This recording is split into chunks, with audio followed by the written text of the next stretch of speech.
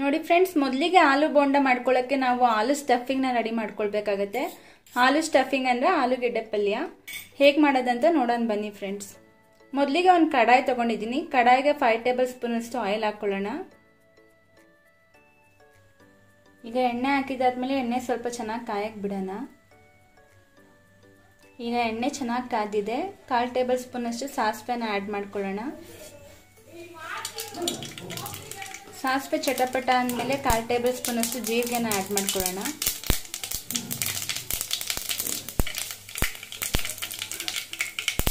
ಹಾಗೂ ಸ್ವಲ್ಪ ಕರಿಬೇವಿನ ಸೊಪ್ಪನ್ನ ಆ್ಯಡ್ ಮಾಡ್ಕೊಳ್ಳೋಣ. ನಾನು ಈ ರೀತಿ ಸಣ್ಣದಾಗಿ ಹೆಚ್ಕೊಂಡು ಆ್ಯಡ್ ಮಾಡ್ಕೊಳ್ತಾ ಇದ್ದೀನಿ. ಹಾಗೂ ಸ್ವಲ್ಪ 1-2 ಹಸಿಮೆಣಸಿನ್ಕಾಯಿನ ಆ್ಯಡ್ ಮಾಡ್ಕೊಳ್ಳೋಣ. ಖಾರದ ಪುಡಿ ಹಾಕೋದ್ರಿಂದ ಹಸಿಮೆಣಸಿನ್ಕಾಯಿ ಜಾಸ್ತಿ ಆ್ಯಡ್ ಮಾಡ್ಕೊಳ್ಬೇಡಿ. ಈಗ ಒಂದ್ಸರಿ ಚೆನ್ನಾಗಿ ಮಿಕ್ಸ್ ಮಾಡ್ಕೊಳ್ಳಿ. ಹಾಗೂ 1/4 ಟೇಬಲ್ ಸ್ಪೂನ್ ಅಷ್ಟು ಅರಿಶಿನ ಆ್ಯಡ್ ಮಾಡ್ಕೊಳ್ಳೋಣ. ಈಗ ಮತ್ತೊಂದು ಸರಿ ಚೆನ್ನಾಗಿ ಮಿಕ್ಸ್ ಮಾಡ್ಕೊಳ್ಳಿ. ನೀವು ಬೇಕಿದ್ರೆ ಆನಿಯನ್ ಕೂಡ ಆ್ಯಡ್ ಮಾಡ್ಕೋಬೋದು. ಹಾಗೂ 1/4 ಟೇಬಲ್ ಸ್ಪೂನ್ ಅಷ್ಟು ಶುಂಠಿ ಬೆಳ್ಳುಳ್ಳಿ ಪೇಸ್ಟ್ನ ಆ್ಯಡ್ ಮಾಡ್ಕೊಳ್ತಾ ಇದ್ದೀನಿ.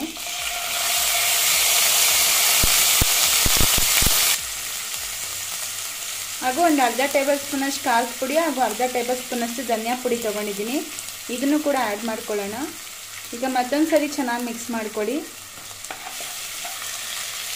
ಜೊತೆಗೆ 1/4 ಟೇಬಲ್ ಸ್ಪೂನ್ ಅಷ್ಟು ಅಥವಾ 1 ಟೇಬಲ್ ಸ್ಪೂನ್ ಅಷ್ಟು ರುಚಿಗೆ ತಕ್ಕಷ್ಟು ಉಪ್ಪನ್ನ ಆ್ಯಡ್ ಮಾಡ್ಕೊಳ್ಳಿ.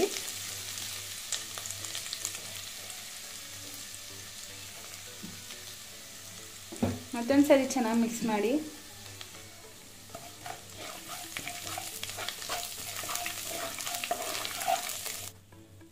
ಈಗ ನಾವು ಮಸಾಲೆಗೆ ಬೇಯಿಸಿಟ್ಕೊಂಡಿರುವಂಥ ಆಲೂಗೆಡ್ಡೆನ ಆ್ಯಡ್ ಮಾಡ್ಕೊಳ್ಳೋಣ. ನಾನಿಲ್ಲಿ 5ರಿಂದ 6 ಆಲೂಗೆಡ್ಡೆನ ಈ ರೀತಿ ಬೇಯಿಸಿ ಸ್ಮ್ಯಾಶ್ ಮಾಡಿ ಇಟ್ಕೊಂಡಿದ್ದೀನಿ. ಈಗ ಇದನ್ನು ಆ್ಯಡ್ ಮಾಡ್ಕೊಳ್ಳೋಣ.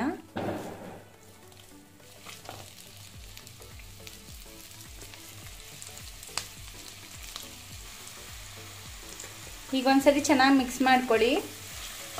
ಈರುಳ್ಳಿ ಯಾಕೆ ಆ್ಯಡ್ ಮಾಡಿಲ್ಲ ಅಂದರೆ ನಾವು ಬೋಂಡ ಮಾಡಬೇಕಾದ್ರೆ ಅದು ಸ್ಟಫಿಂಗ್ ಸ್ಮೂತ್ ಇರಲಿ ಅಂತ ನಾನು ಈರುಳ್ಳಿನ ಆ್ಯಡ್ ಮಾಡ್ಕೊಂಡಿಲ್ಲ. ನೀವು ಬೇಕಿದ್ರೆ ಸಣ್ಣದಾಗಿ ಕಟ್ ಮಾಡಿಕೊಂಡು ಚೆನ್ನಾಗಿ ಬೇಯಿಸ್ಕೊಂಡು ಆ್ಯಡ್ ಮಾಡ್ಕೊಳ್ಳಿ.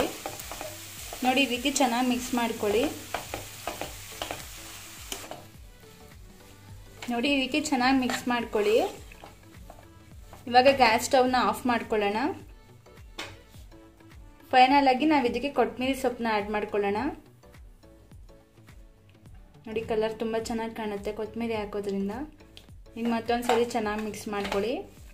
ಇವಾಗ ಸ್ಟಫಿಂಗ್ ರೆಡಿ ಆಗಿದೆ. ಇದನ್ನು ಸ್ವಲ್ಪ ತಣ್ಣಗಾಗಕ್ಕೆ ಬಿಡೋಣ. ಅಷ್ಟರಲ್ಲಿ ಬೋಂಡದ ಹಿಟ್ಟನ್ನ ತಯಾರಿಸ್ಕೊಂಬರೋಣ ಬನ್ನಿ ಫ್ರೆಂಡ್ಸ್. ಮೊದಲಿಗೆ ಬೋಂಡದ ಹಿಟ್ಟು ತಯಾರಿಸ್ಕೊಳ್ಳೋಕ್ಕೆ ನಾನಿಲ್ಲಿ ಒಂದು 200 ಗ್ರಾಮಷ್ಟು ಕಡಲೆ ಹಿಟ್ಟನ್ನ ತೊಗೊಂಡಿದ್ದೀನಿ. ಹಾಗೂ 3 ಟೇಬಲ್ ಸ್ಪೂನ್ ಅಷ್ಟು ಅಕ್ಕಿ ಹಿಟ್ಟನ್ನ ತೊಗೊಂಡಿದ್ದೀನಿ ಕ್ರಿಸ್ಪಿನೆಸ್ಗೋಸ್ಕರ. ನೀವು ಬೇಕಿದ್ರೆ ಸ್ಕಿಪ್ ಮಾಡ್ಕೋಬೋದು. ಹಾಗೂ 1/4 ಟೇಬಲ್ ಸ್ಪೂನ್ ಅಷ್ಟು ಅಡುಗೆ ಸೋಡಾನ ಆ್ಯಡ್ ಮಾಡ್ಕೊಳ್ತಾ ಇದ್ದೀನಿ. ಮತ್ತು ರುಚಿಗೆ ತಕ್ಕಷ್ಟು ಉಪ್ಪು ಆ್ಯಡ್ ಮಾಡ್ಕೊಳ್ಳಿ. ನಾನಿಲ್ಲಿ ಖಾರದ ಪುಡಿ ಜೀರಿಗೆ ಪುಡಿ ಏನು ಆ್ಯಡ್ ಮಾಡ್ಕೊಳ್ತಾ ಇಲ್ಲ. ಈಗ ಸ್ವಲ್ಪ ಸ್ವಲ್ಪನೇ ನೀರು ಸೇರಿಸ್ತಾ ಮಿಕ್ಸ್ ಮಾಡ್ತಾ ಬರೋಣ.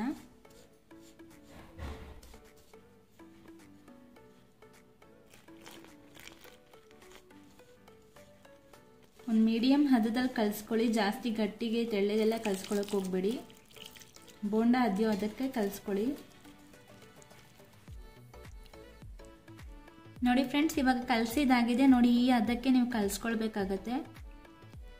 ಇವಾಗ ಬೋಂಡ ಯಾವ ರೀತಿ ಕರ್ಕೊಳ್ಳೋದಂತ ನೋಡ್ಕೊಂಬರೋಣ ಬನ್ನಿ ಫ್ರೆಂಡ್ಸ್.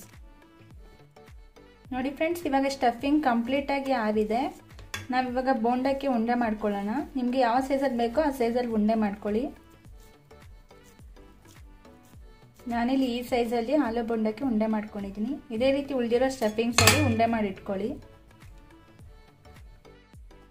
ನೋಡಿ ಫ್ರೆಂಡ್ಸ್, ಈ ರೀತಿ ಉಂಡೆ ಮಾಡಿ ಇಟ್ಕೊಂಡಿದ್ದೀನಿ. ಇವಾಗ ಆಲೂ ಬೋಂಡ ಯಾವ ರೀತಿ ಮಾಡೋದಂತ ನೋಡೋಣ ಬನ್ನಿ.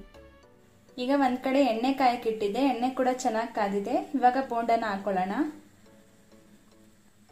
ನೋಡಿ, ಈ ರೀತಿ ಬೋಂಡದ ಹಿಟ್ಟಿಗೆ ಆಲೂ ಉಂಡೆ ಮಾಡ್ಕೊಂಡಿದ್ವಲ್ಲ ಅದನ್ನು ಆ್ಯಡ್ ಮಾಡ್ಕೊಳ್ಳೋಣ. ನೋಡಿ, ಈ ರೀತಿ ಸ್ಪೂನಲ್ಲಿ ರೋಲ್ ಮಾಡಿ ನೀವು ಎಣ್ಣೆಗೆ ಆ್ಯಡ್ ಮಾಡ್ಕೊಳ್ಬೇಕಾಗತ್ತೆ. ಈ ರೀತಿ ಹಾಕೋದ್ರಿಂದ ನಿಮಗೆ ಕಷ್ಟ ಆಗಲ್ಲ. ನೋಡಿ, ಈಗ ಆ್ಯಡ್ ಮಾಡ್ಕೊಳ್ಳಿ.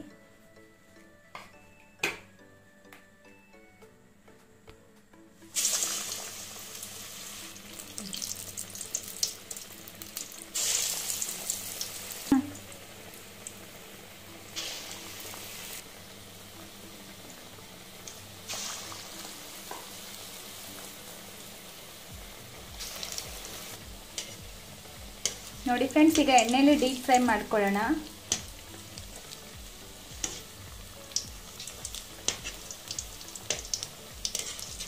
ಹುರಿನ ಮೀಡಿಯಮ್ ಸೈಜ್ನಲ್ಲಿ ಇಟ್ಕೊಂಡು ನೀವು ಡೀಪ್ ಫ್ರೈ ಮಾಡ್ಕೊಳ್ಳಿ.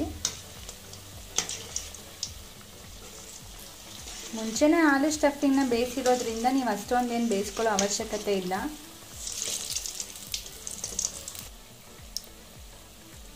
ನೋಡಿ ಫ್ರೆಂಡ್ಸ್, ಈಗ ಆಲೂ ಬೋಂಡ ಡೀಪ್ ಫ್ರೈ ಆಗಿದೆ, ಆಲೂ ಬೋಂಡ ರೆಡಿ ಆಗಿದೆ. ಇವಾಗ ಸರ್ವ್ ಮಾಡೋಣ ಬನ್ನಿ ಫ್ರೆಂಡ್ಸ್. ನೋಡಿದ್ರಲ್ವ ಫ್ರೆಂಡ್ಸ್, ಯಾವ ರೀತಿ ಆಲೂ ಬೋಂಡ ಮಾಡ್ಕೊಳ್ಳೋದಂತ ತುಂಬಾ ಟೇಸ್ಟಿ ಆ್ಯಂಡ್ ಕ್ರಿಸ್ಪಿ ಆಗಿರುತ್ತೆ ಅಂತಲೇ ಹೇಳ್ಬೋದು. ಎಲ್ರಿಗೂ ತುಂಬಾ ಇಷ್ಟ ಆಗುತ್ತೆ. ನಿಮ್ಮನೇಲಿ ಕೂಡ ಒಂದ್ಸತಿ ಟ್ರೈ ಮಾಡಿ ನೋಡಿ ಹೇಗಾಗಿತ್ತು ಅಂತ ಕಮೆಂಟ್ ಬಾಕ್ಸಲ್ಲಿ ತಿಳಿಸಿ.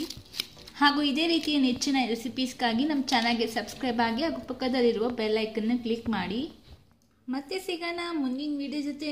Thank you for watching.